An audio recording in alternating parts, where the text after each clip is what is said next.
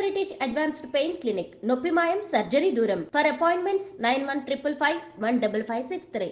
Okay, దీని గురించి మళ్ళీ ఇంకో క్వశ్చన్ అడుగుదాం మనం. సరే, అంటే being it very clear to the point. So ఏ సిచ్యువేషన్లో ఎవరి మాట నిజంగా ఆ టైంకి అది బోలెడంత బలాన్ని ఇచ్చి మళ్ళీ పడిపోయిన అఖిల్ని లేచి నిలబెట్టింది అంటే ఏం చెప్తారు? శ్రీష్మా అని చెప్తానండి. బికాస్ నాకు ఒక సిచ్యువేషన్ ఎలా వచ్చిందంటే, నన్ను నేను తక్కువగా చూసే ఒక సిచ్యువేషన్ వచ్చింది లైఫ్లో. నేను పనికిరానేమో సింగింగ్కి కానీ, లేకపోతే ఎందుకు అనిపించింది మీకు అలా? ఒక బ్యాడ్ ఫేజ్ వల్ల. ఏం జరిగింది ఆ బ్యాడ్ ఫేజ్ లో? ఒక అందరికీ జరిగినట్టే నాకు కూడా ఒక బ్రేకప్ జరిగింది. లవ్ బ్రేకప్ అయింది. సో అప్పుడు ఆ టైంలో I face lot of you know ఎలా చెప్పాలి, అదే చిన్న చూపు చూడడము ఆ సైడ్ నుంచి, ఆర్ వాట్ ఎవర్, నేనేం చేయలేను అన్నట్టు. నాకు మ్యూజిక్ కెరియర్లో ఇట్లా. అంటే లవ్ బ్రేకప్ కి మ్యూజిక్ కెరియర్ కి సంబంధం ఏంటి?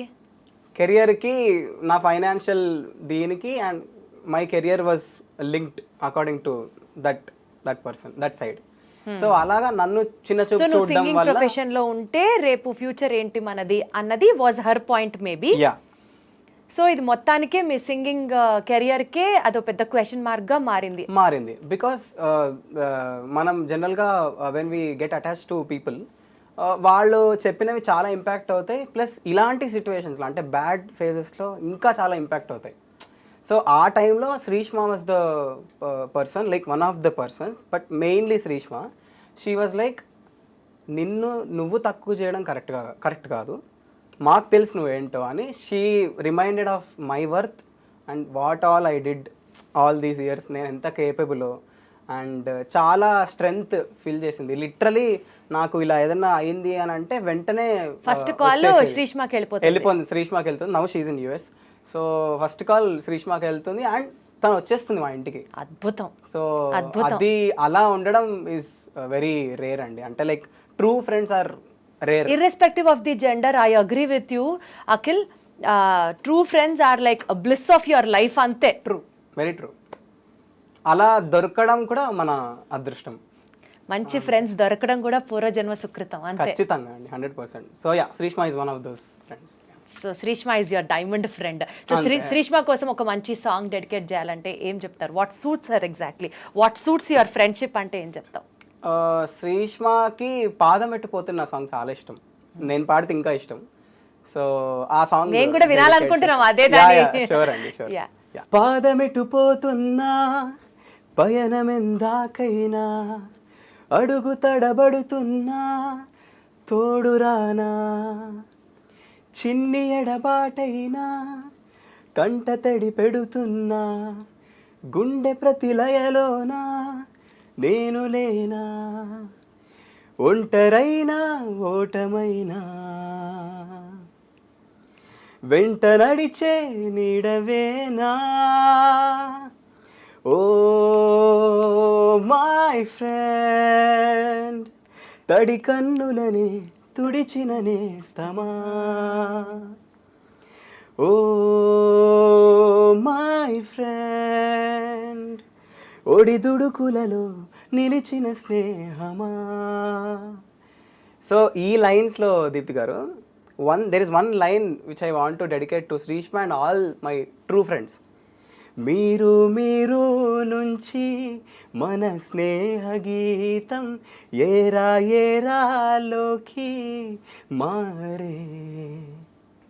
సో యా, అద్భుతం. అసలు ఆ పాటలోనే బోలెడంత ఫీల్ ఉంటుంది. మీరు అలా పాడుతూ ఉంటే ఫ్రెండ్ గురించి నాకు తెలిసి కనెక్ట్ అవ్వని వాళ్ళు ఎవ్వరూ ఉండరేమో బహుశా.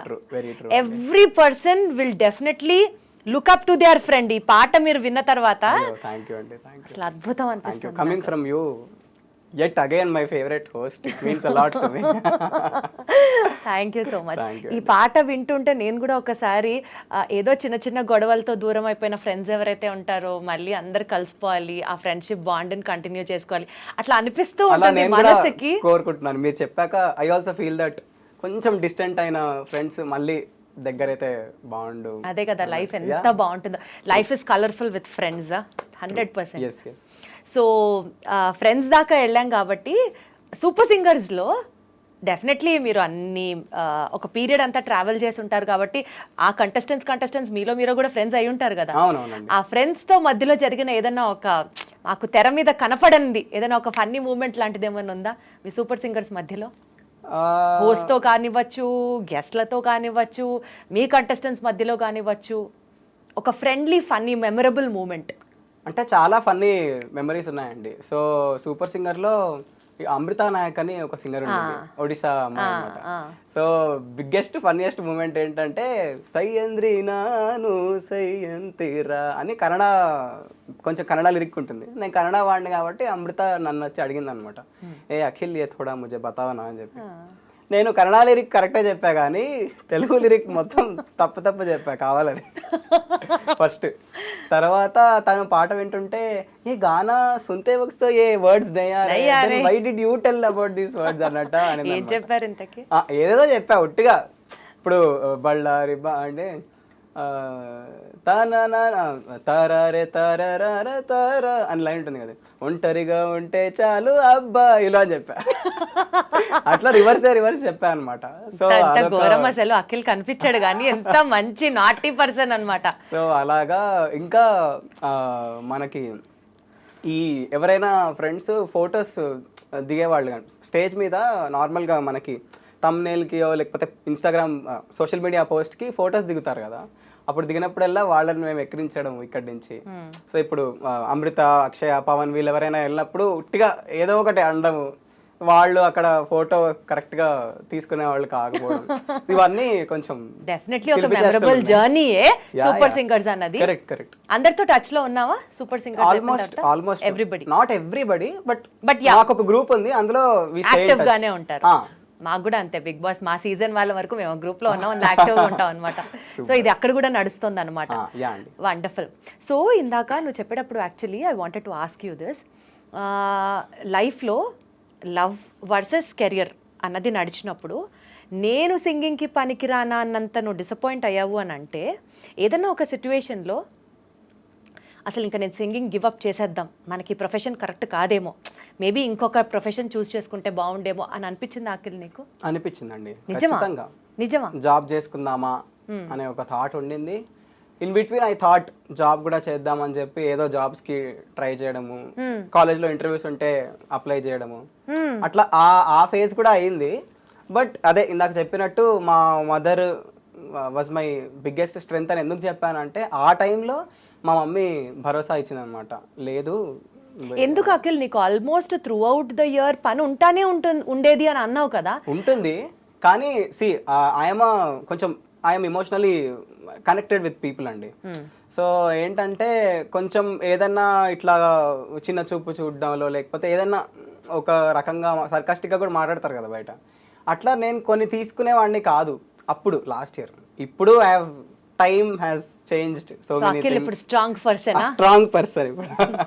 సో అట్లాగా now time has changed. I'm trying to accept many things and focusing on my worth, మా కెరియర్ అట్లా ఉండింది.